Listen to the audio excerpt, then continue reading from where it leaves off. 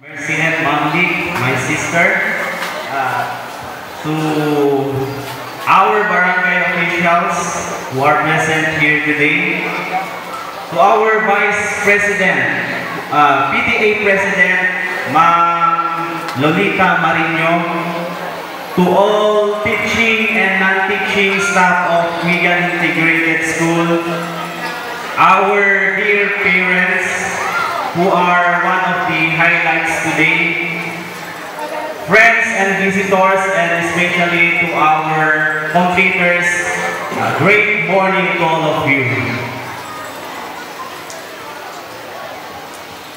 Medyo kinakabahan po ako ngayon kasi iba po yung nasa classroom ka, and then iba po yung kapag nandito ka.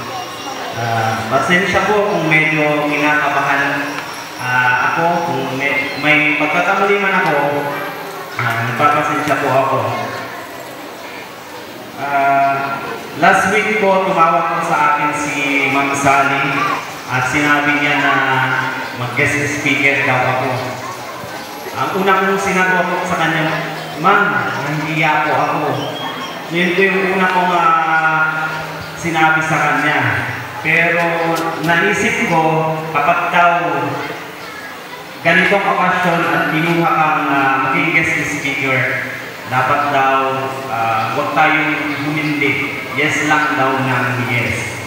So, completers, balang araw, isa rin kayo sa tatayo dito sa stage natin.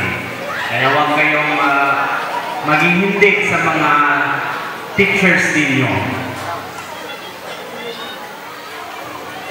Actually, wala po akong maraming achievement sa buhay.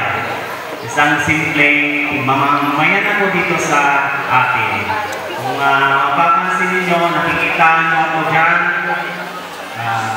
lalo-lalo na yung mga taga sa atin. So, sinikap ko rin po na makapagtapos ng pag-aaral. Kahit at pautang-utang di naganak ko, haan na di nang pa-stop kanya, tapos ituloy ko ako panag-eskwela. Hingga natataka na nagtatrabaho. So, hayaan niyo po akong ibahagi ko ang aking karanasan at may bahagi ko ang mga nalaman ko na magsilbing gabay ninyo sa buhay. So, meron pa akong 5 tips or life hacks na may share ko sa inyo na sana'y magsilbing gabay ninyo sa inyong buhay. Bago ko umpisahan, completers, may tanong ako sa inyo. Pangarap ka ba? Kasi ikaw ang gusto mong abutin. Baka naman pagkatapos ng graduation ninyo, yan yung sabihin ninyo sa mga klase ninyo. Wag naman, mag-aral ng